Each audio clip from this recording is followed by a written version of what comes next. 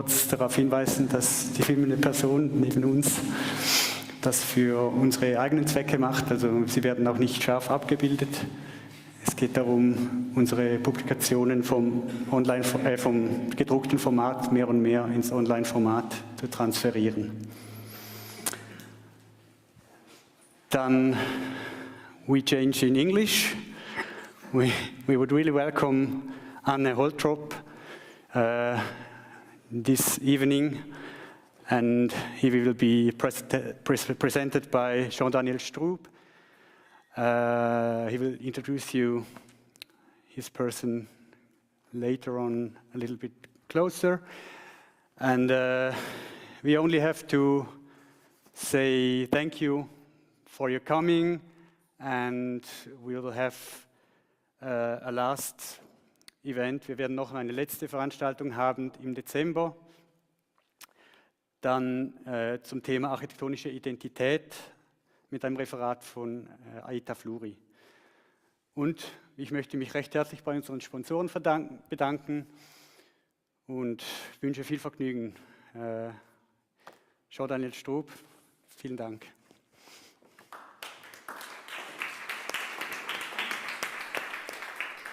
Ja, sehr geehrte Anwesende, dear guests, dear participants, herzlich willkommen auch von meiner Seite zum heutigen Abend hier in der Jahresreihe Impulse.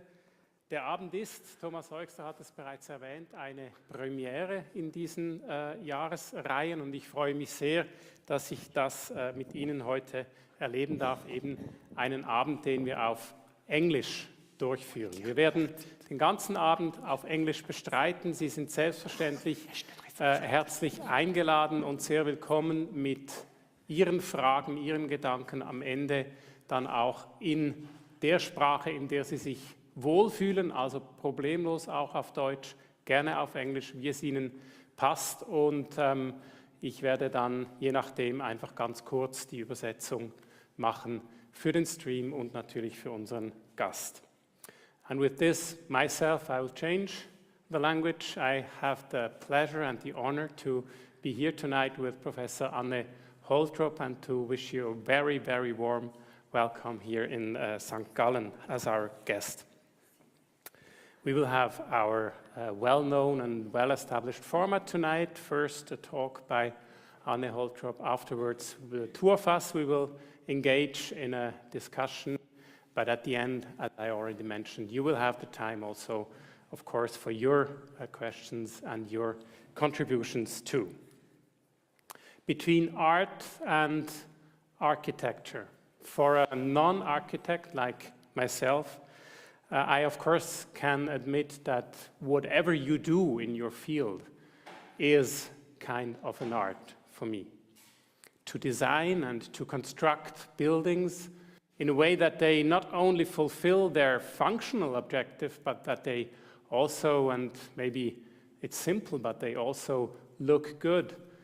This, of course, is kind of an artist's work. Although maybe for many of you, this is just daily business, and you may rather call it a matter of mathematics or physics and so on. Our today's guest, he goes quite much further, and he is widely renowned for the way he works with the materials gesture, and the forms he just finds at the spot where actually his work is situated. Hence, both the moment and the actual place itself represent the core impulse for his work, and we are questioning impulse for architecture in our yearly series of events this year. So they represent the core impulse for his work, which he sets out and he underlines it with no outcome. As one can read in the many sources about his work and his influence, and here I quote, in some of Anne Holtrop's works, form is explored through appropriations from natural occurrences and random drawings, while others focus on the unique gestures dictated by a particular material.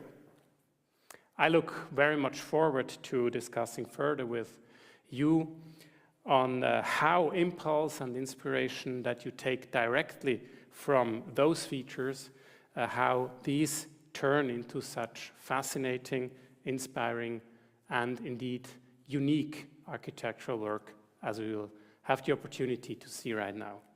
So let me introduce Professor Anne Holtrop briefly. He arrived directly from Bahrain these days, where he has a second office of his studio and where he is very much present also with his architecture. Anne Holtrop started his architectural practice in 2009. Currently, the studios are based in Amsterdam and, as I mentioned, in Bahrain too. In 2015, the first two major buildings designed by the studio, the Museum Fort Vechten and the National Pavilion of the Kingdom of Bahrain, were completed. Currently, Anne Holtrop is also an associate professor at ETH Zurich, and his work has been awarded many influential prizes and distinctions. So I look forward to hearing more from you, and it's a pleasure to leave you the floor right now. Anne Holtrop, please. Thank you.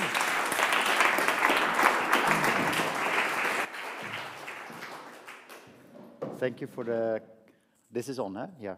Thank you for the kind introduction. And actually, I understand German, listening, but speaking is a lot more heavy for me. So I prefer to speak in English, and, but as you said, in the dialogue that we can have after, I think I can reflect well also on the German. The sponsors, we have seen it. Okay, I have prepared a lecture today in which I would like to show you how sight, materiality, and our ways of working a material, how they are interconnected in my work, and how I explore these aspects in the work. I see my studio, but also the studio at ETH in Zurich, in the teaching studio, and the research that we do there. I see them as a laboratory for material research. And what we try to do in it is that we try to familiarize ourselves very much with the material and all the places of production associated with it. And sometimes can be born just first of all from a place, from a site in which the materiality is investigated. And I think it is important, or for me it is interesting, let's say, to explore the materiality so much in depth as it allows to go beyond a kind of predetermined uses or preconceived ideas of how we work with these things, and to explore a lot more a process of how something comes to being, rather than this predetermination of how something should be used. And in this research, we are often, I see myself often as a very naive person in a way in it, like not an expert, not a specialist. So therefore I attract or I try to engage with a lot of experts. This can be geologists, this can be engineers, craftsmen, producers, and then in that dialogue we explore these processes. A brief introduction, as it was also mentioned. I started actually with drawings. There was no materiality. And the drawings were doodles, like what you make on the telephone, or a kind of Rorschach ink blots. This idea of these drawings was much inspired by artists like Jean Arp or composers like John Cage, that used this kind of drawing methods as a way to work with unconsciousness, no? So the unconscious form, something that doesn't depict something directly. And as Rorschach used it to analyze his, the psyche of his patients, I used them to start looking at them as forms that could be used for architecture. So I just literally take them with all its awkwardness and all the kind of strange things to it and started using them, for instance, as a plan for an apartment. And these then I built in models. In the beginning, my work, let's say the kind of commissions I got were commissions mostly from art institutes. So I made work that could be shown either in exhibition or would provide space for an exhibition. That was the kind of work I did. So they were, my work were models in different kind of materials, but not very consciously the materiality of it. It was more like open or closed forms, or easily available materials, you know, or cheap materials that I could, you know. It was always size. My work was size to budget, and the budgets were low, since these were art exhibitions in the Netherlands or around. So in that way I worked. And then in 2000, I think there was 2011, there was an open competition, or an invited competition, but for a quite large group of young architects, for the museum Fort Verte, which is an UNESCO heritage site. It's the largest UNESCO heritage site of the Netherlands. It's almost 100 kilometers long. 45 defense fortresses are part of it. And as you know, the Netherlands, we are very low. We are mostly below sea level.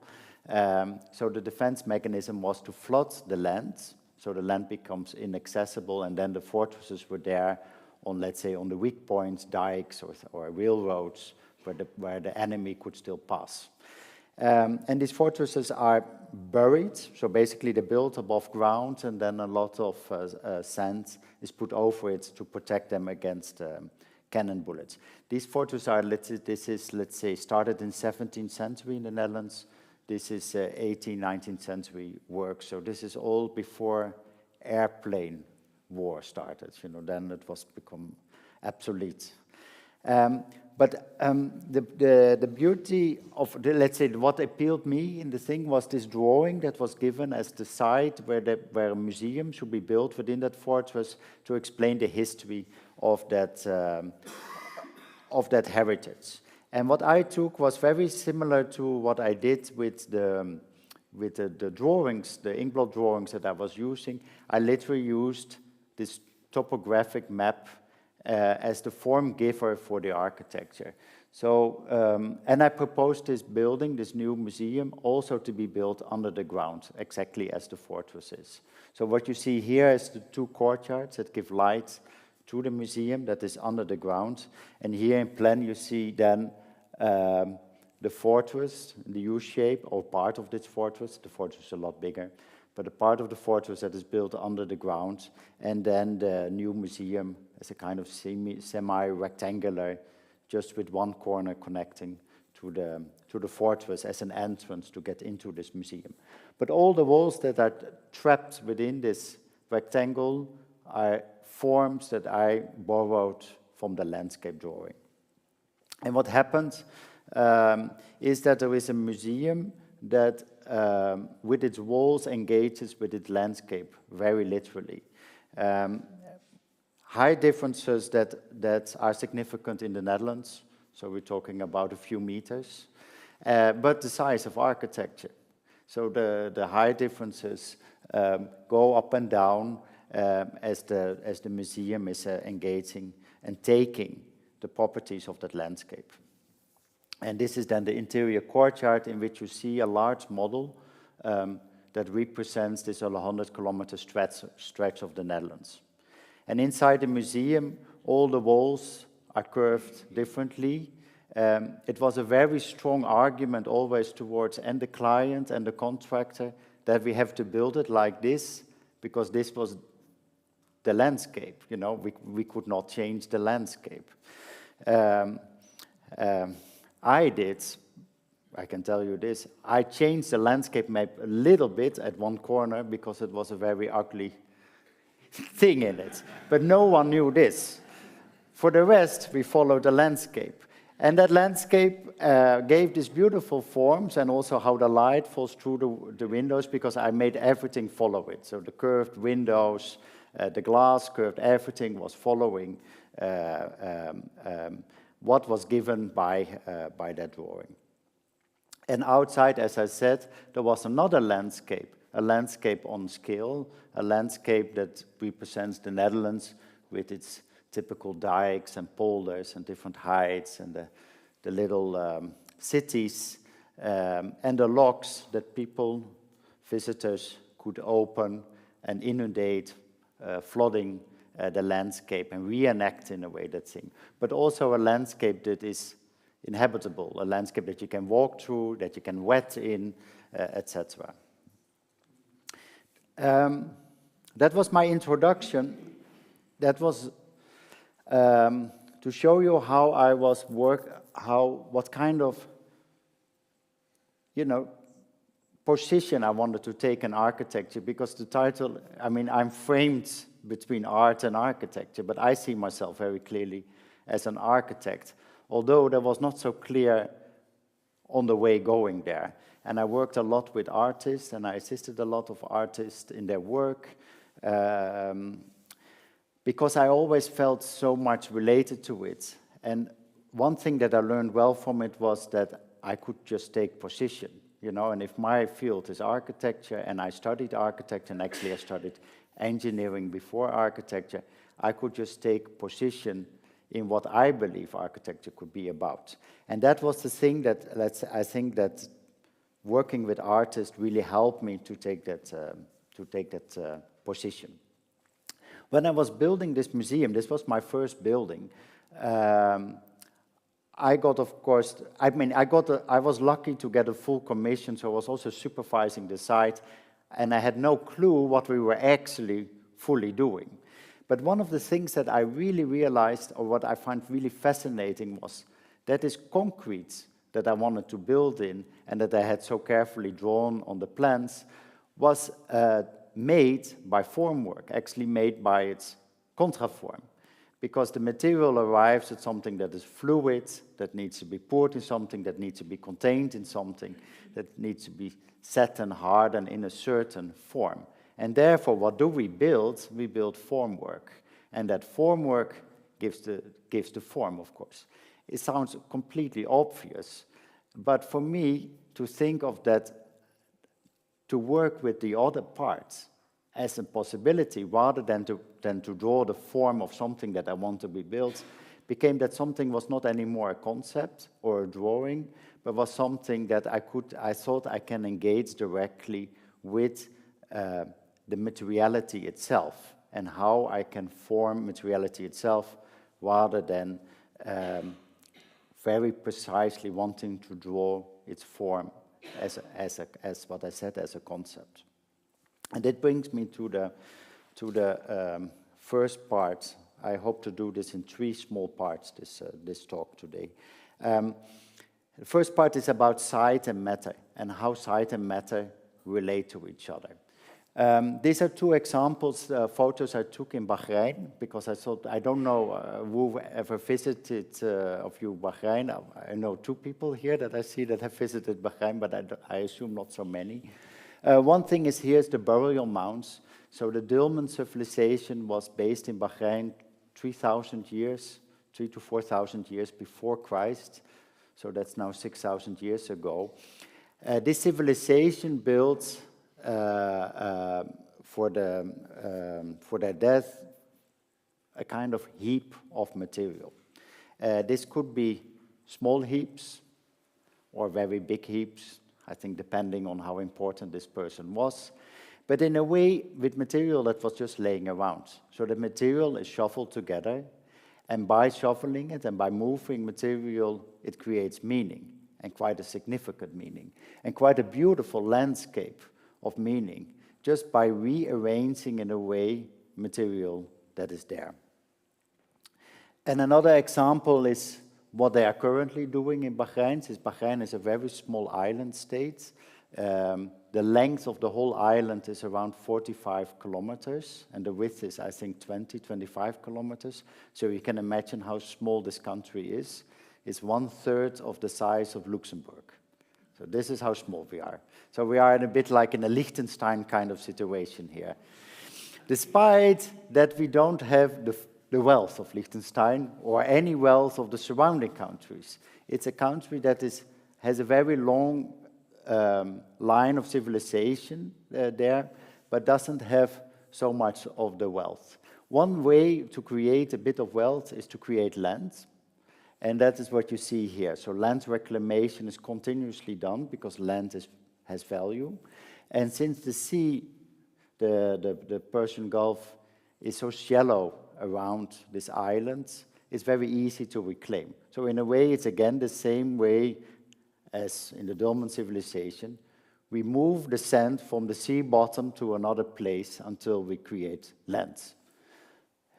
In this photo, it still looks beautiful. Later on, it doesn't get so much more beautiful because you can imagine the kind of new lands how we build nowadays.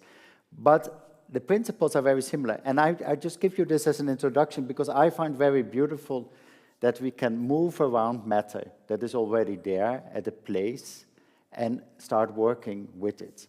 The first thing I did with it was I started moving the sand around on a vacant land, and I started casting the cavities of this land. So I ordered a truck with a kind of lightweight concrete, and they poured these cavities in it.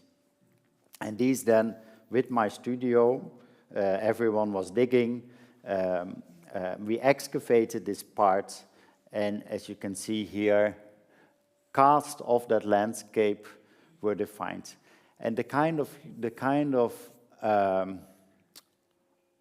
uncontrolled, you know, to be a bit out of control, not to define exactly the thing, gave a lot of, I think, presence of a place or presence of a specific site, how insignificant that site even might be as just an empty land of sand, characterized the pieces, the cast of.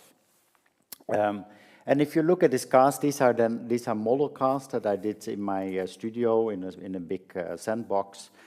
We have a pouring site that you can see here on the left, which is where we can clearly still see how the material solidifies, you know, when it freezes and becomes a hardened form.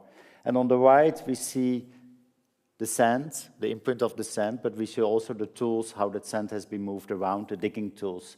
And we see the borders that are flown like a puddle, like a frozen mud puddle, free. And I cut them afterwards straight with a saw, just to make them functional, to make them stand on their side, or to cut a door in it, and to, in a way, make them a bit more architecture. And these then we arrange together to start a kind of very primordial kind of architecture. But what I liked a lot about it, it was an architecture that there was no drawing for. It was just a direct engagement with material and how to form it and how to work with it. And recently, like 2 years ago, we built this building in Bahrain, which is the headquarters now of the Sheikh Ibrahim Center. This is an NGO for the preservation of the cultural heritage of Bahrain, led by and initiated by quite an important woman for culture in Bahrain, Sheikha May. She was the Minister of Culture, and she also started this NGO. As a country, you can imagine, that very rapidly modernizes, tends to lose its history and tends to lose its heritage, and she was foreseeing that, and she tries to preserve it. And we made for her a new building, a new headquarters, as you can see here, and here are some photos of the interior. And all the concrete that what we built this building of is casted on the building site itself.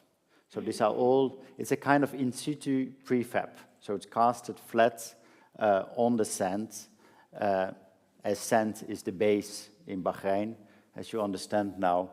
And then after a cast was taken away, the sand is, disappears as the soil of the site and was rearranged and casted on again.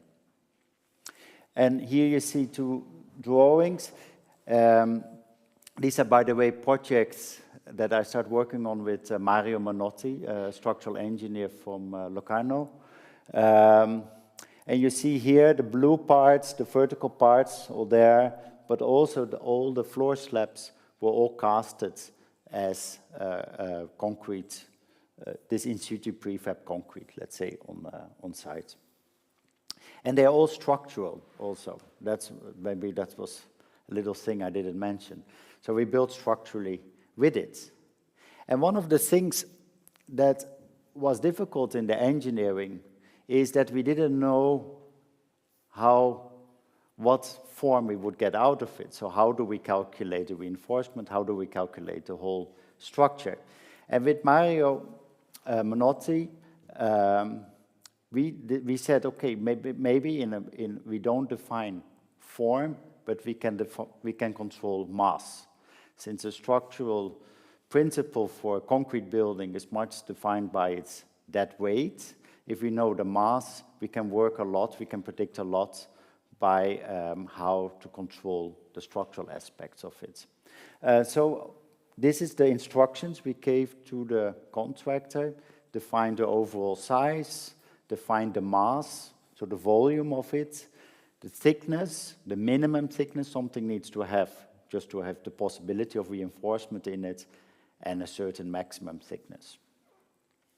And then the contractor, and in the beginning the contractor was very unsure what he needed to do in this case. So I sent some of my collaborators to dig with him in this sense. And some pieces are, if you look at them really as individual pieces, were quite creative, let's say, and other ones were quite flat. And I thought it doesn't really matter, because it is this principle of something that has been casted over and over and over again. And it is that process, in a way, as a kind of timeline you see in this building, is something that has been repeated, but every time is unique and slightly different from the other one. And that makes the facade of this building. Another aspect that I wanted to show you of site is what we do at the ETH, and I go very fast through it. Pre-COVID, when we were able to travel, and now hopefully we can again, we went to Kyushu, which is a volcanic island with the largest volcano of Japan, the Asosan. We went there with the students, and what we do is we explore that landscape to understand what the ground consists of, how something has been, why things have been formed as they are, what the processes are going on. And we wanted to go to a volcanic landscape because there it's a very rapid change in a landscape, so we can witness it in a way. This is the eruption map of the Asosan over time, so the different eruptions that happened over time. So we start to understand why the landscape looks as it looks, why the hot springs, the onsens, have a specific color because of the mineral consistencies that are there. What the soil consists of, why we source this soil, what we get out of it. This is sulfur harvesting in a way, in a traditional way, or very iron-rich soil that is used as fertilizers. Basalt rock formations. We had professors, Japanese professors, that would explain us completely the chemistry of the things that we were looking at and understand it. But also ways of how we inhabit this landscape, how we engage with this landscape. Because we have all these hot waters, hot springs, onsens that are popping up. They cook with it in Beppu. Or the research that we do, how to control or how to monitor such a landscape in a volcanic research center.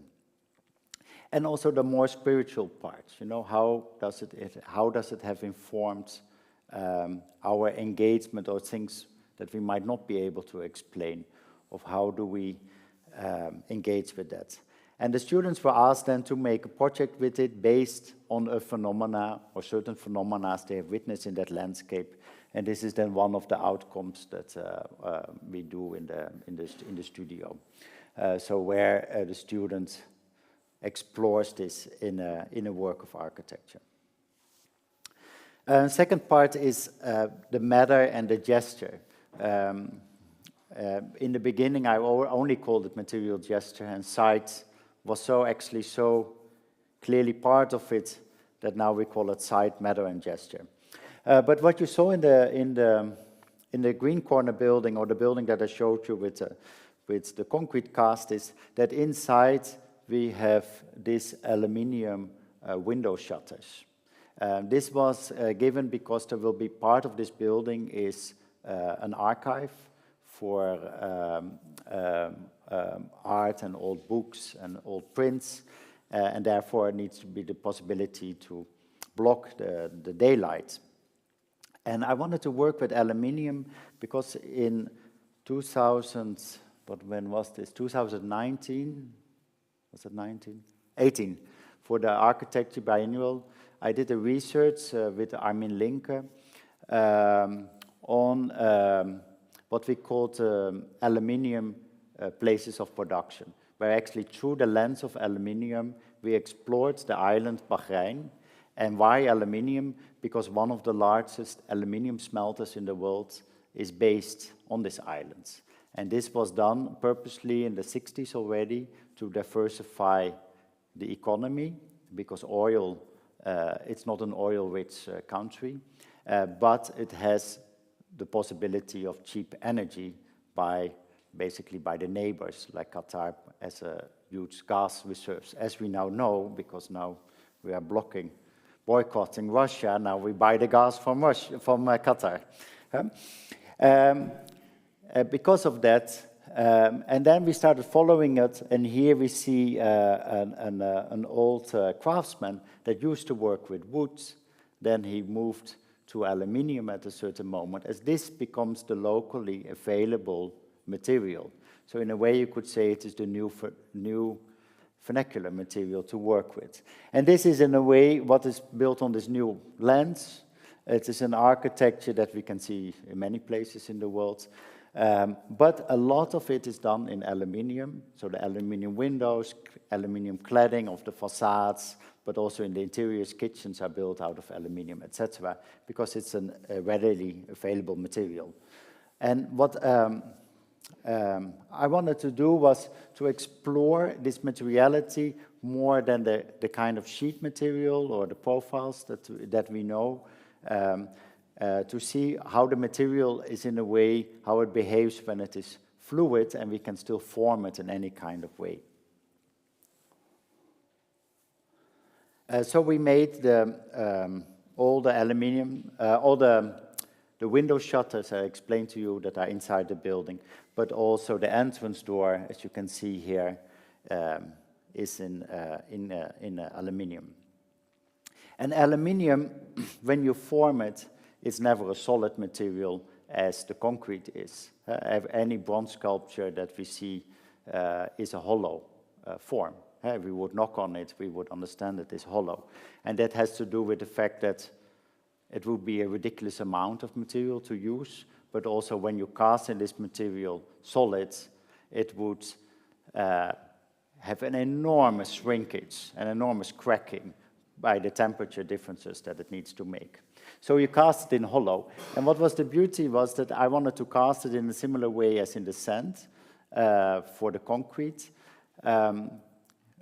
because sand, or chemically bound sand, or Brussels earth, as traditionally was done, is used as a formwork to cast metals in. So I saw a certain kind of relationship with the concrete as a way of producing. However, in casting, it is slightly more complicated, because you want to make only the level of the cast, the 1 centimeter thickness of the metal cast that you want to do. And therefore, you need to build in some more procedures. What I didn't say was, what is also nice of that you cast only this 1 centimeter, that you also have an interior of the cast in a way. You have a kind of double negative of something, as you can see here. And what we did in the building was that we showed this negative towards the outside. So you have this disposition of the relief of the concrete and the interior of it in the aluminium. So as I said, we formed sand first at an art foundry that then is traced, casted off by a silicon, and the silicon mud you see here. This is the 1 centimeter thickness that we want to have eventually as the aluminium cast. And that then we can make formwork with, and that formwork is sand. Has sand. This looks green because there is a certain kind of binder in it, just enough to hold its form, because after you cast it, you break the mold and you have the cast left over. And these are, here you see one of the shutter, these are almost 3.5 meters high. And aluminium has a very low, relatively low melting temperature of around 750. So it very quickly solidifies when you cast it. So we had to do a lot of research. It took us 2 years to find out how actually to cast it at the end. But we managed, as you can see. And the beauty is of this material, when it's formed like this, it has all this kind of color shades in it that in the industry you don't see, because of the different position where it is in the mold, how it has solidified. So you have this use of, I mean, it's very difficult to see on the beamer, but you have the use, you have to believe me here, in a kind of yellowish to bluish kind of tones that you see in the material. And also the way how it responds to the light is very different than the kind of industrial sheets that we normally use. Just to show you that it's not only sand casting that we do in the work. This is for Maison Margiela, the fashion brand. We made a new, let's say, the architectural identity with it, as John Galliano became the new creative director of this brand. And one of the things that we invented was based very much on what Galliano was doing for the brand, was to reinvent what are the codes of Margiela and how can he work with that. And here you see a trench coat by him that is actually only made by the lining, and made in the lining in such a way that it resembles a bit a kind of cardboard. And he says, you know, if you buy jewelry from Tiffany and you rip the box open, you will see it's cardboard inside. You know, that's always the interior of the thing. So that was his kind of joke with it. But it gave me the idea to work with textile directly as something that we could use as something to form with. And this is in the studio where we start knitting our textile formwork and putting kind of constraints, very literally as the trench coat center, to put kind of constraints on the material. And we did that also in walls, and here you see that then we translated that technique to a one-to-one architectural skill. And the interest was, of course, that we have a formwork that is not rigid, and therefore it moves around. And then how do we put constraints on it? And we use the constraints of architecture, because in any given space that you have to make something, you always have a column in the way or a little wall in the way. And instead of kind of trying to remove these elements, we use them actually as constraints to form this kind of what we call walls or columns in the space width. Here, this is in Italy. It was very difficult to find workshops that still work with gypsum, as it's a kind of almost dead craft, you could say. No one wants anymore these moldings on their ceilings and everything. When we came there, they had 2 people only employed left, but they rehired for this whole series of projects back their staff to start working. So it was also very beautiful to see how something can revive an industry. Here you see some photos of the production of these walls. And this is how it is put in the space. And you see the pleats, you know, of the textile that are formed. Or in the columns, you know, the columns are all a bit crooked and standing like little figures. Sometimes I have to look twice at the photo. If the photo was not taken like this, or the architect is actually like this. So they're all like a kind of independent bodies. And if you're close on it, you see the imprint of the textile. So you have this kind of what Galeano was referring to as the Tiffany box. You have the interior of something again. The last part I wanted to show you is how sight, matter, and gesture can be understood as a holistic thing, you know, as something that completely could be related. And therefore, I think this quote from Michael Heitzer is very much fitting. He says, "I think American landscape art is one thing, but my work doesn't have anything to do with that. It has to do with material. When I bought property in Nevada, I bought it because I had done studies and found sands and gravels that could make concrete, and clay soils that could be used for soil cements and running water. These were all raw materials. If you bought an acre of land in that part of the world, you were buying all the material you could use in a lifetime." And I find it such a beautiful statement. So he buys a land, not just to build on, but as a reservoir of material that he could never deplete, you know, that would be endlessly there for him to work with. And he lived up to this quote because he built Complex 1 until 4 for us, not so long ago, completed. Over a period of 25 years, he has building the sculptural works on that land. As you see here, some photos of mostly made by the available material that was there. And another beautiful example is this obelisk. This is called the incomplete obelisk. This is in Aswan, which is completely in the south of Egypt. Extremely beautiful place to visit. I can highly recommend it.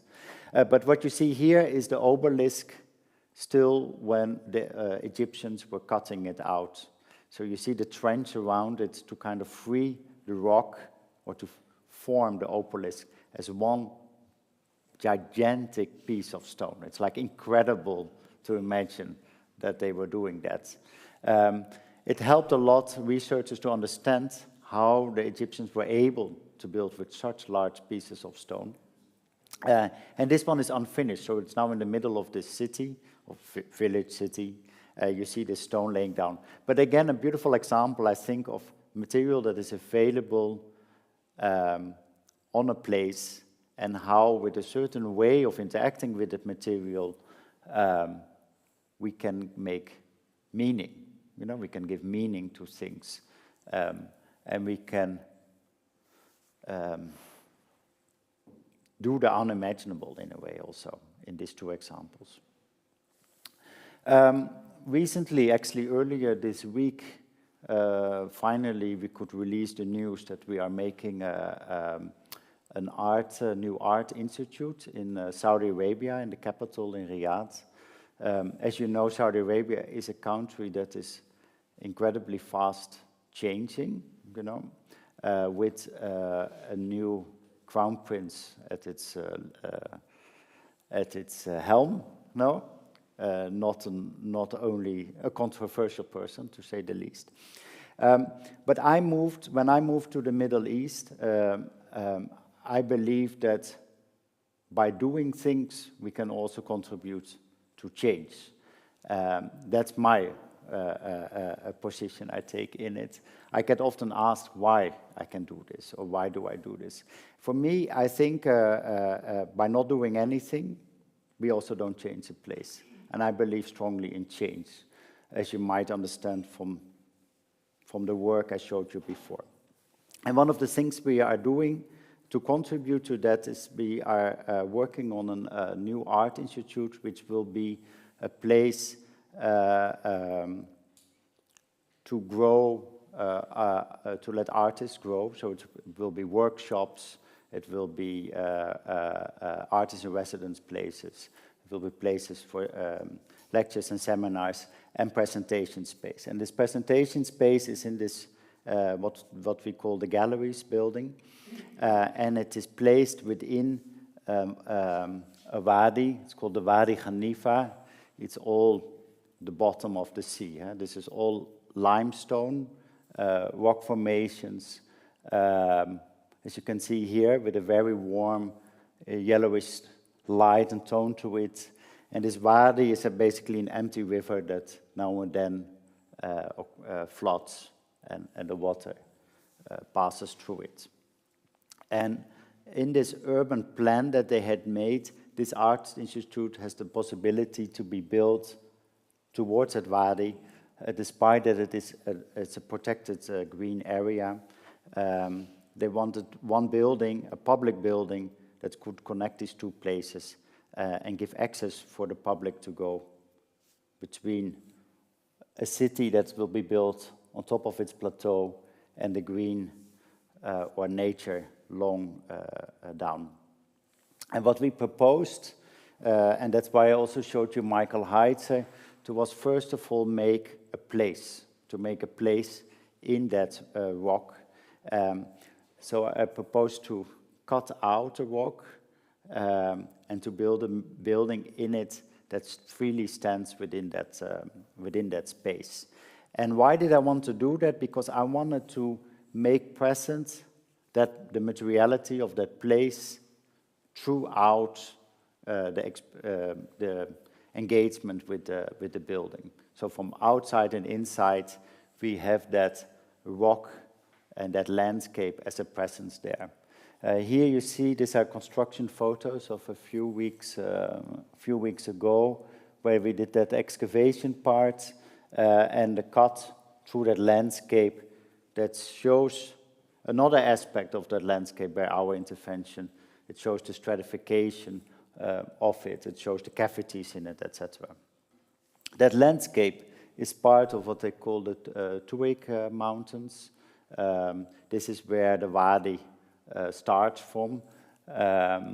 This is a kind of higher plateau, 50 to 100 kilometers outside of Riyadh, with its very bare mineral presence. And here you see the first material studies we were doing was how can we form a material that responds to that mineral presence. And we started working with glass, as in the brief was said that they really wanted to have a place that is a daylight museum. And we thought then glass should be maybe its main building material, or its main building components. And we started thinking of casting glass rather than using sheet glass, float glass as a standard. So we started casting solid glass, and to see how can we build this glass together as casted elements, how can we make that structure out of it by overlapping them rather than stacking them, as we then would have to deal with all the difficult intolerances in the cast, by stacking them in such a way like a kind of fish structure. And this is glass actually for another project that will be soon finished. This is a small pearl museum that we're making in Bahrain. But this is where we use it also for the windows and doors, a glass that has, by forming it on this irregular material, loses the possibility of being see-through, but becomes all about something that diffuses, diffracts, and passes on the light. And that becomes its main aspect of the glass. And this is an interior model shot in the studio, where then these walls of glass, of casted glass, don't give hue anymore, but provide a kind of light that falls into the space. This building stands in this excavation, half in it, half in this wadi, where the roof level is a public square, exactly on the level of the plateau of where the city will be built. And here you see in the model studies how we were trying to find out how to stack these glass and shift them. And with that way, we give in a way form to a building by trying to find the easiest way how to connect these glass pieces together. This is another photo. The building has no columns. It only has a few central cores in which the floors cantilever out. This is, by the way, also a project we do with Menotti. And the glass is a kind of structure on its own with a steel column structure behind it that steps with the glass and that stands on its own. As we wanted to avoid all the weight on the floor slabs. And I says, by moving this material, by arranging it in a certain way, in plan we make a form in a way that it is not rectangular anymore, but it steps in and out, and in that way contrasts with the cutout in the landscape and the 5 different kind of spaces in between landscape and building, but also within the building itself, and also does that in the section, as you can see here. This is when you would approach it from the Wadi. I mean, it's a very quick sketch and render to show you how things could work. And this is the kind of spaces that it makes in between that landscape and the building itself. The height is around 25 meters of the cut within that landscape. I think, yeah, we see some people there, so you can understand a bit the size of things. And what I find really beautiful is that, of course, the light has direction when we talk about the sunlight. So that sun rotates around this building and gives different light throughout the day, but also lights can lit the excavation or the surroundings, and that will give its light inside, which is a more colored light. So the sense of place, while not being able to see it, I mean, there are a few windows, but the sense of place becomes the way how you engage or how the light is projected within that space. Then, casting of glass seems to be a very rare thing, we found out. We have been working from the start with some experts. We work with an expert that is just doing casting of glass in building. We are at the moment producing or started the production of the full glass mock-ups. One method could be to cast the glass in a kind of steel formwork.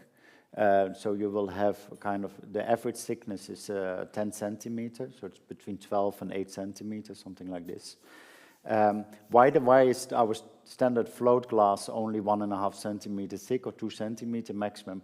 It's just to have the annealing process go as fast as possible to have not a too expensive sheet of glass. When you have glass in this size, this is, by the way, another method. You can also form glass by when it is still moldable. You press form in this body of something that is solid but moldable. It's very beautiful in a way. When it is taken out of the molds, as you can see here, this is kind of formed glass and it holds in a way its own form. It has to cool down, and it has to cool down from 1600 degrees Celsius to our temperature here. And that's called an annealing process, and that's a very long oven, depending on how long this glass needs to cool down. When it gets to our glass, it probably needs to cool down 2 weeks. So it means it's traveling 2 weeks long in an oven that is 150 meters long until it slowly cools down. And that is to control the tensions within the glass. I don't know if you have seen the work of Ronnie Horn, this tons of glass. Apparently, this took 6 months to cool down in an oven. controlled to have this kind of body of glass. Glass is the technique of casting glass is at the base of glass making. That comes probably from around Syria. And that hasn't changed because the materiality dictates how you have to deal with it. Another form is, and that's what the windows that I showed you for the Pearl Museum that we're making, is in a way to slump glass. So you have a standard sheet of glass and you form it over a formwork. That formwork can be done a lot more simple because you work with a lot less higher temperatures. As you can understand, then the cooling down time also takes a lot less. And you can do this with a lot of layers of glass, with a separation layer in between, and you slump them up to, some factories can do 6 layers of glass. And you would have the separation layer, so then you would afterwards can laminate this kinds of glass. And this is the glass that I showed you for the Pearl Museum. All with the idea to make a building where the materiality is really focused on light, and how the light can, through its materiality, can perform. And that was the last slide I wanted to show you. Thank you.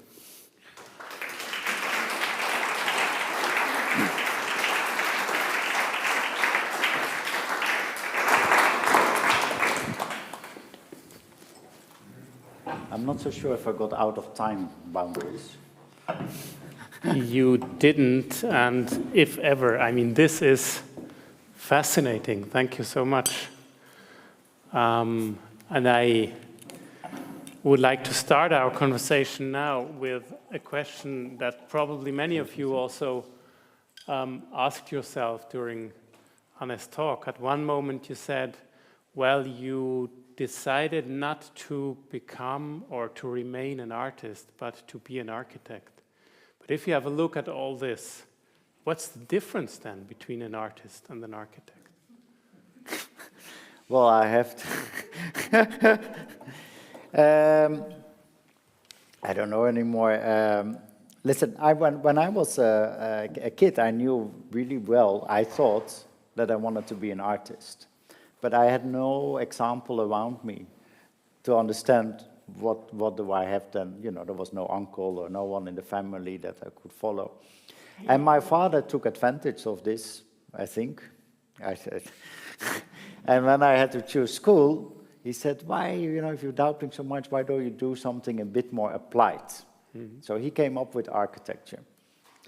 And my whole educational career is about how to escape then the choice of my father until I graduated architecture school, and I thought, okay, now I can decide finally what I wanted to do, and I went to the artist. And then the first artist I started working for had a computer on a desk, and it didn't look much like different than an architect would also sit, because his work, he was a student from Daniel Buren, Krijn de Koning. His work was all in situ built architectural spaces that had to be executed somewhere, and he was planning these executions. So in that sense, yeah, maybe the difference is there is maybe not so much difference, maybe it has to do with attitudes, but I think as an architect we have to comply with a lot more things, we have to, there's someone that wants to use this building and wants to use it in a good way, and so yeah, I think, it's a slightly more complicated, I think, the architecture. But I try always to walk with open eyes in big problems. So one could that's what I like, yes. Yeah. So one could say you're probably something like an artist plus. So you do the artwork, but it can, as you mentioned, it can be used also. So you're an artist plus. Yeah, but I love the engineering also. Huh? I really love the engineering. So when I go to the factories of the glass making, that's also why I want to show it. It's not that I thought artistically I want to make this cast glass and this is it, you know, and someone else has to solve it for me. It is completely a ping pong between all these different positions that I and my studio and all the people that we work with continuously are taking to find how can we overlap these things, and not in a linear process of things. So that we know what is the size of a cast glass panel has to do with the fact that already during the competition design, we were in contact with some glass factories. One was in China and one was in Valencia in Spain, to understand the procedures of making such a glass. So that's also really part of it. So I try to not close down the process, but to keep the process fluid and open and see how does these things match. And then, yeah, maybe but for me, architecture is like a big chess game, no? It's a lot of moves before something, you know, something works. But it's not the moves from, you know, only the artistic position, because everyone could have thought of casting glass or something, but it is how all these things need to work together, I think is the most, I find the most interesting thing.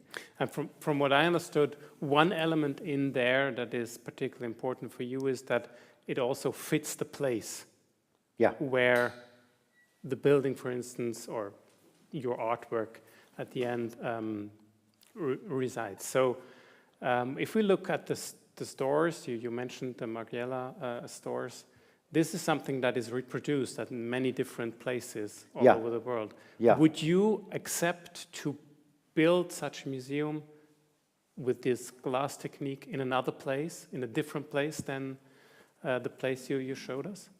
Yeah, not in this way, no. But also for Margiela, the agreement was the first 6 stores we will build for them worldwide.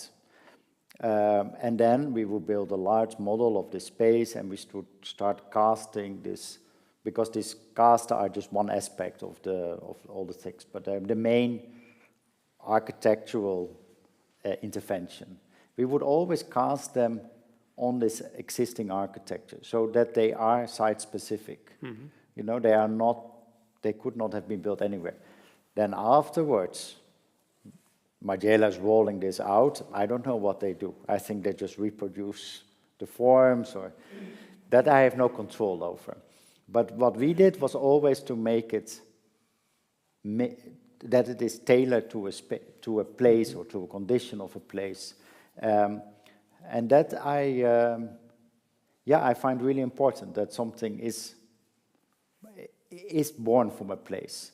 And therefore, that's what I showed on Michael Heitzer is for me so significant, that it is not only the place in its form or the place in its, you know, the conditions of the place as a view or the vegetation or whatever or the built environment, but the place and that's why I call it site, can give so much more things. And there is not one site when we build. There's multiple sites that we are engaging with when we construct. No, the site where we source our materials from are related to it.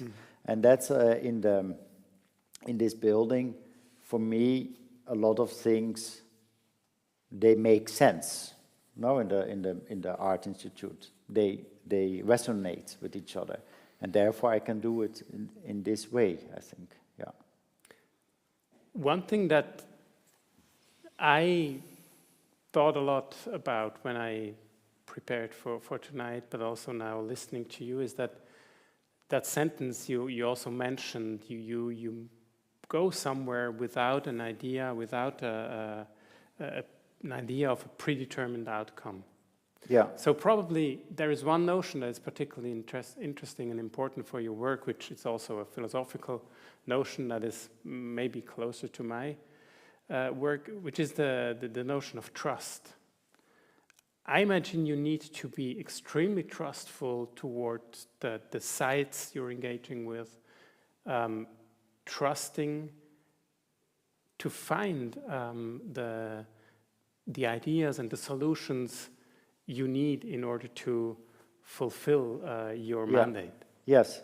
Yeah, I think that's absolutely true. Yes. But the trust is often being questioned. By whom? First of all, by myself, that I lose the trust at a certain moment, and I do not. It's not an easy. It's really not an easy process, but it's eventually satisfying when you have found something. But there's always this kind of thing in the back of the mind, and it also has happened. And I mean, I didn't show these things, but. That it can completely not work, no? And then, what do? We have to do something else again. But so failure is that it can fail is a big part of it, and that's where the trust and trusting that it will work is always it's always there, you know. That to lose also the trust, but also for the client, I find. I mean, now after a few works, for a new client, it's slightly easier to understand what that client might engage in. No. Yeah. So that is that helps a little bit, but then again, I do not want to make something that I would already know on forehand what it would result in. Then I lose all the trust. But that's exactly what I also thought. I mean, you said you already sometimes lose trust or need to engage in gaining trust, but on the other side, there's the client. Yeah. So how do you build trust with the client so that they can really trust you, that they get the results you're mandated with? Yes. Yes, but I mean, like for instance, the Art Institute was a competition, but it took a while before we were eventually chosen as the winner of this competition. And maybe that also had with the fact that there was not enough trust if this could really work, you know? So just in order to get the clear idea, they were interested, or they said, well, we would like to have you as the winner, but you need to show first. No, they whether didn't it say works, that. So I don't know what happened, but I know that, or what I know, is that artistically it was very much fitted, and it was fitted to the question of how to build something for this place. It was fitted with the question of that they wanted the daylight. I mean, part of the exhibition building needed to be daylight building, etc. So this it was fitted with. But we came with something that, I mean, this kind of casting of glass in this size is possible, that we knew, but it's never done before. So you can't find it. So then, you know, managers, as we have a lot in architecture and building, they think, yeah, but where are the precedents? Where can I see what will it cost? How do we know that we can control cost, that we can control the building time? How, you know, so they can fill in nothing in their Excel sheets because there is nothing that would feed it. I think that's where trust issues are. Exactly, because trust always entails uncertainty. Yes. Trust always entails a prediction towards the future. Yes. And that's precisely what you came upon with. You know it's possible, but there is remaining uncertainty about how exactly is remaining uncertainty, how fast, for instance, and so on. Yes. And I mean, I don't even know if it's true, but I heard this story that Peter Zumthor has always this unlimited budget question, you know, like unlimited time, unlimited budget, and I don't know if it's true. But in my case, definitely no unlimited budget at all, you know, like the Green Corner building with the aluminium, the building cost 3,000 euro a square meter to build. So it's a very tight budget, actually. And so budget is very much, also the Glass Museum is a very low budget. It's true. Difficult to imagine, but we trust you, actually. No, the budget is that we did budget efficiency. So we make parts that we make very low cost, and we make parts higher cost. But the average cost is 8,000 euro a square meter, including all of its interiors, which is not a lot of money to build a full museum-conditioned space. But I always try also to get really a grip on all these other aspects, because otherwise I can never have any arguments with all the managers that we have, or with the client or the things. So, you know, we need to have trust on all of these levels to make something something work. Yeah. Would you say you trust materials more than concepts? Yes, now yes. Yeah, I can fully say that. Yes, because I read the introduction of Hiroshi Sugimoto, the Japanese photographer, and then he says, in his view, he started an office for architecture also, and he built some buildings and also some interiors. And for him, the interest is to work with pre-modern techniques with relatively plain materials, although it's not that plain, but it's very beautiful. And he says there's 3 types of architects.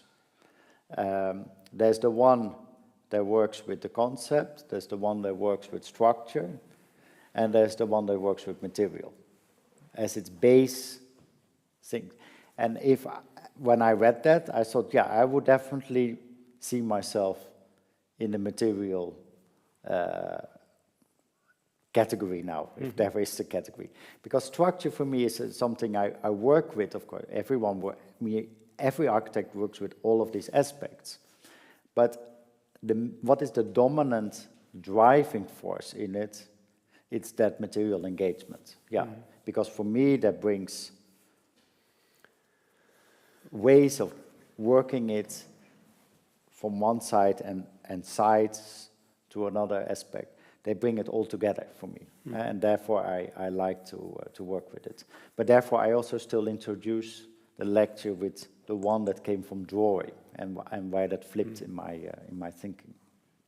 I would like to move to another aspect that we also agreed that we could speak about. Nevertheless, with a maybe a bit of naive question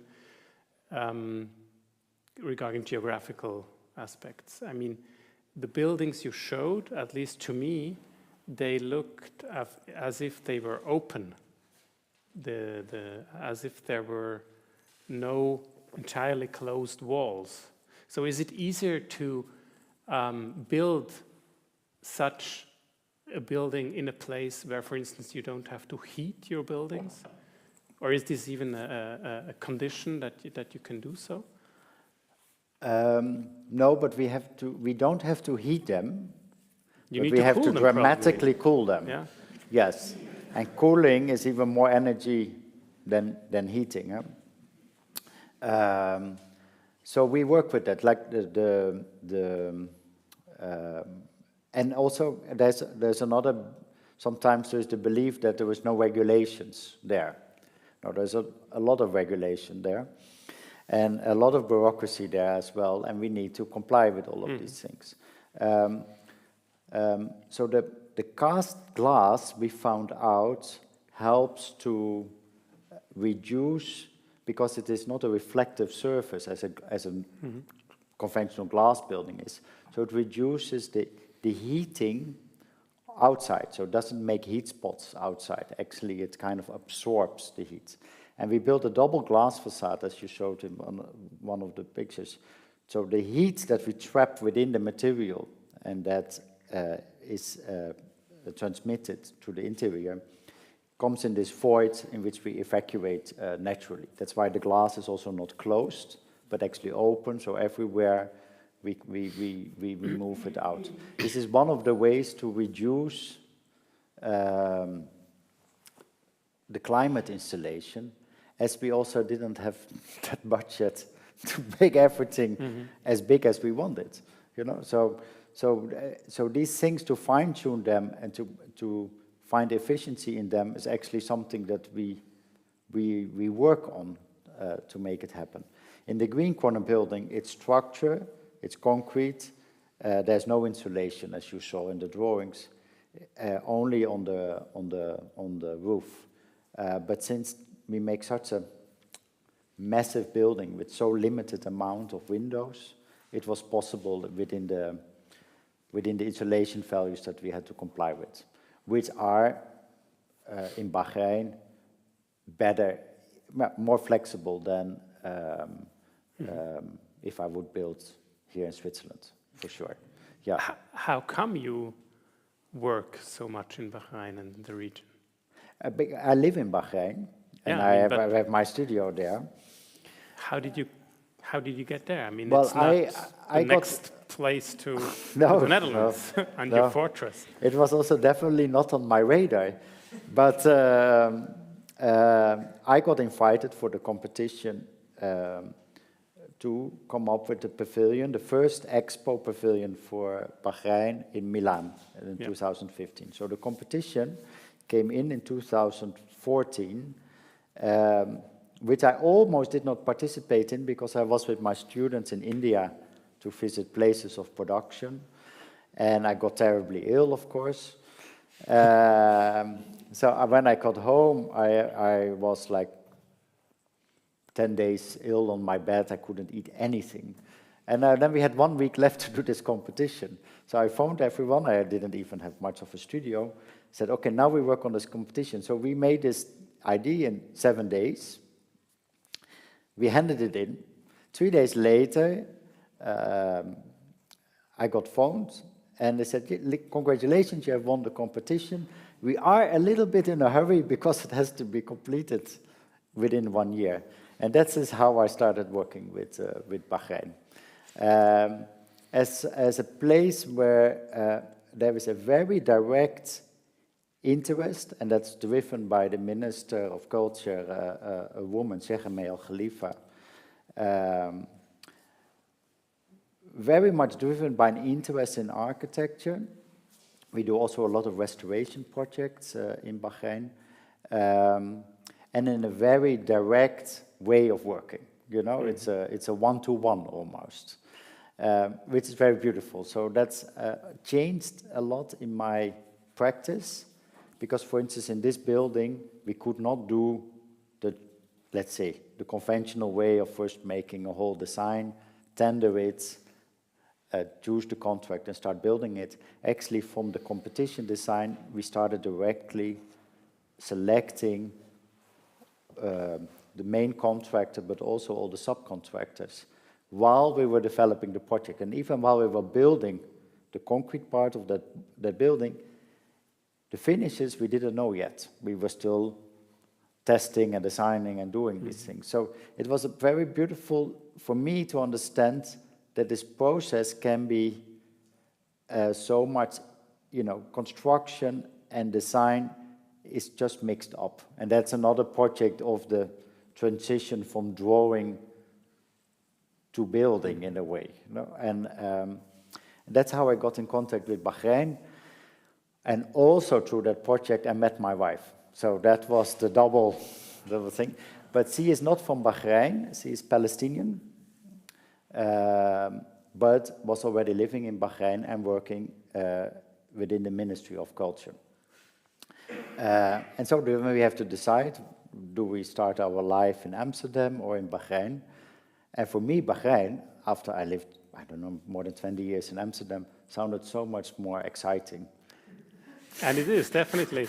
Huh? So I moved there, yeah. Now, I mean, we're just a few days ahead of the men's World Championship, Football World Championship. The region gets quite some attention, and of course also construction sites in the region get quite some critical attention. What's your feeling about, or your experience about this, the conditions under which construction actually takes place? Yeah, no, I think it's really good that this is being criticized, and that it made possible through the event of the World Cup. You know, I'm not at all a soccer fan. I don't know anything about soccer, but that but you're Dutch. I am Dutch, but that's something of that such an international event makes it also possible to start discussing aspects that are really necessary to discuss and that need to be changed, is also that comes hand in hand. So you mentioned you believe in change. That's also why No, you're interested in is, these regions. it is, Do you think I mean, this can change something? I mean, on the plane going here, I was reading the Financial Times. There was a whole article about what has so far now changed in Qatar, especially on this aspect, you know, on the workers' rights, and that they are absolutely not there yet, and that everyone is also afraid what will happen after the World Cup when the international attention is away again, but that also from many human rights organizations, etc., said, yes, but because of this, things have changed for the better. We are not there yet, but we are changing. And for me, it is, I don't feel in the need to defend myself, but I see that as an example why things change. And it changes by our engagement in it. You know, it doesn't change, things don't change on their own, you know. And that, I mean, if you look, for me, if I look at world history, that is what is happening, you know. Do you always have the freedom you need to do your work? Yes, if I would not have the freedom, or if I would not allow to say what I think I should say, I wouldn't do it. Let's say, when I started building in Bahrain, I was also confronted with the conditions of workers on the building sites, or safety issues that I thought they are not correct, or people that were living in an existing building that would be demolished and they will not be taken care of, etc. And because I was there, I could also help to change. So I made sure, for instance, the people that were living in this building, they were paid. I actually paid them myself in that case, just to make sure that they had a viable condition after.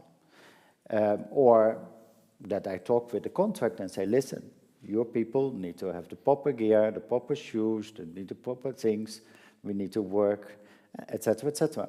Otherwise, it's not only to have a good work site to make a good result, it is also to take care of the people that are working on it. And these are all small projects that I could, you know, really work on. And the people I'm working with there also want that. So we all want that. But the thing is also, one of the things that is really in the way is that all these projects are being tendered, and we tender always for the most competitive price. You know, and of course, if we have a good condition provided by a government to make sure there's minimum wages and maximum working hours, etc., we would be better off. But in this case, that is not always the case, and there is a lot of loopholes in the system, and therefore things get out of hand. But you can try to manage these situations, I think. Yeah, if you want. You know, I'm from Holland, as you well know, and I pay taxes, and I think my country takes care of all the other things, you know, the homeless people, whatever, you know, the migrants, everything. I never felt directly myself responsible for anything or felt the necessity to do something myself. But in the Middle East, where I live now, it's completely the other way around. It's you as a person that can do something if you are able to do something. You know? So I started engaging a lot more in charity or things like that because it is not anymore granted by the government, you know, that you are behind. So you take a lot more of an active role, and it creates a lot more, for me at least in my personal case, a lot more awareness. And it also, you take kind of responsibility also for the place you are where forced to take responsibility, I think. I'd like to, before I would also give you the opportunity maybe to ask 2 or 3 questions, I'd like to come back briefly to the point about arts and the artistic stance, because when you were speaking about materials and gestures, I wondered whether you would say this is something everybody actually can do, or whether there is a part sensing the material gesture, for instance, whether this is something that you need to inherit in a certain way. Is this something you can, is this a knowledge you can acquire, or is it a gift you just have? No, I'm teaching it. So I think it's a knowledge you can, it's an awareness or a way of working that you can acquire. But what is the nice thing is in the teaching is that it's more a way of working rather than anything else. So let's say when we went to Kyushu and I showed you the first outcome of the models by the students, it is as surprising for me as for the students what we will come up with, you know, and that I find really nice. So it is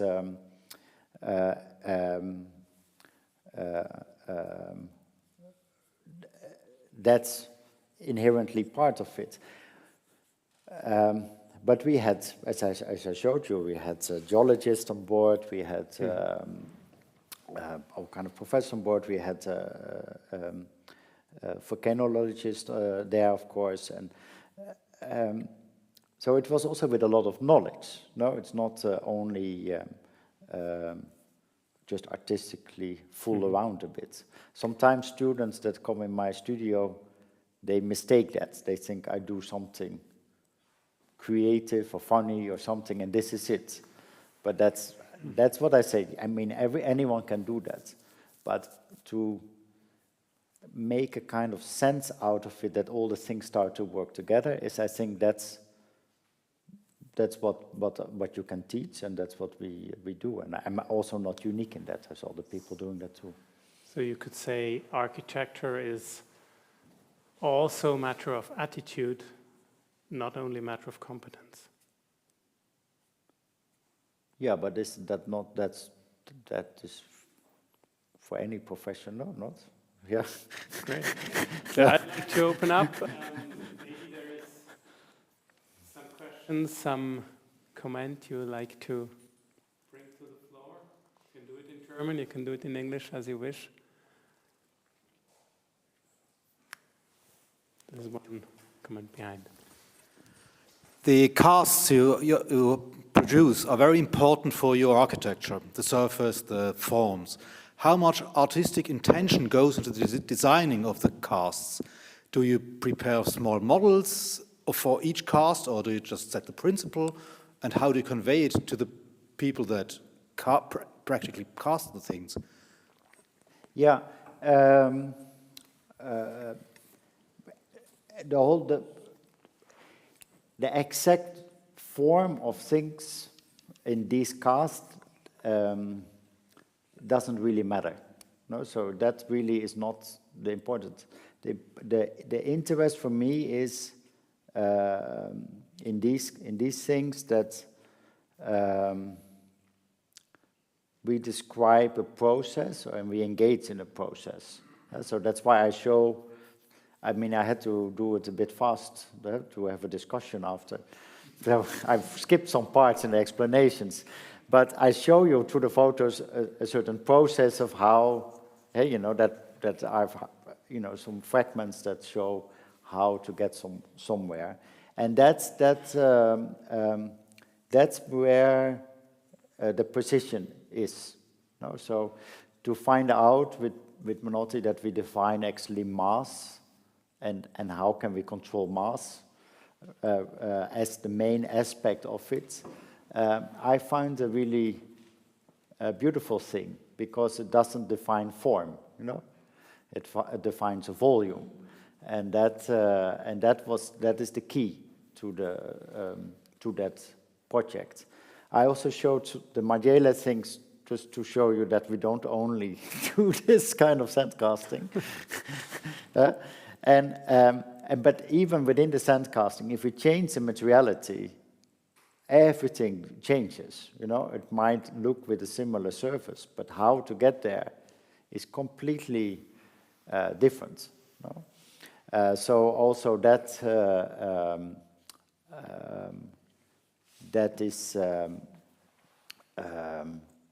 that opens, let's say, a whole new research of how to be able to make something. And the question at the start, and that's why I said, you know, in the beginning, you know, that's what everyone could do. The question was very simple. I went to the foundry. I said, you know, can we cast in the sand, like the sand, without anything specifically formed, and this size, because it needs to be the size of the windows. And they also said yes, but then we didn't know we would engage in this long process that took us 2 years to research how to cast it exactly. But the nice thing was it is only man-hours, because all the material itself and all the failures, they are just melted again. Yeah, it's man-hour and energy, basically. Now energy is very expensive. Now we couldn't do it at all. But at that time, energy was still not so expensive. And we could just, you know, redo and redo and redo to find eventually out how these things could flow and work out. Yeah.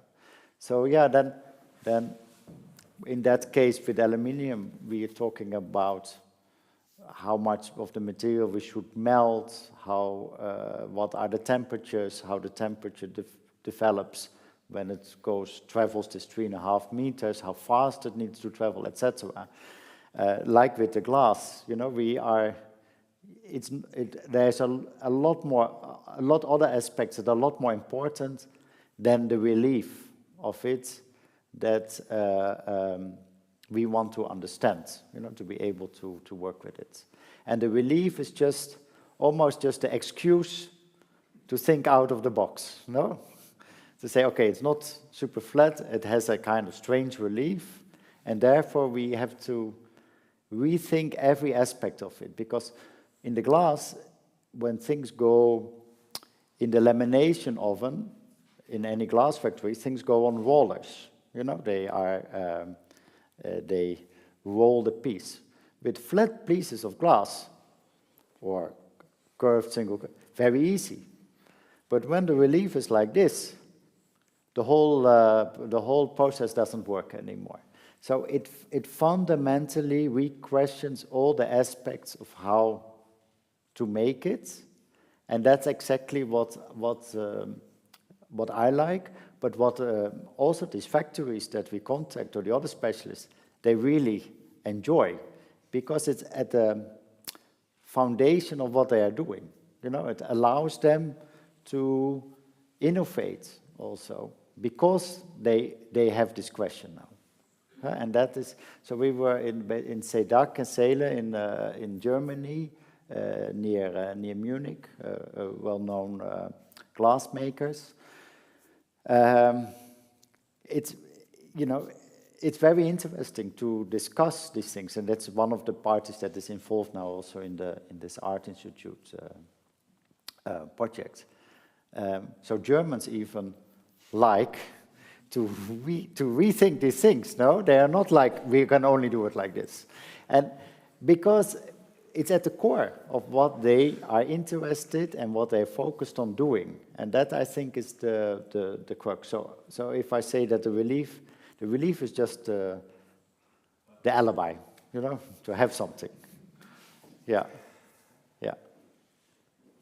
I could keep discussing for hours, I think. Unfortunately, time is over, and I would like to close the evening here, but thank you very, very much, Anne Holtrop, for this inspiring talk and for the discussion we had. Thank you very much for coming from so far away also to St. Gallen. Danke Ihnen allen, dass Sie hier waren heute Abend und diesen Abend mit uns verbracht haben. Ich darf, es wurde bereits gesagt, Sie auch noch einmal einladen zum letzten Abend in dieser Jahresreihe zum Thema Impulse, der am Montag, 5. Dezember dann stattfinden wird, 19:30 Uhr wieder hier zu architektonischer Identität. Und wie es aussieht, wird die Jahresreihe dann auch im nächsten Jahr wieder weitergehen.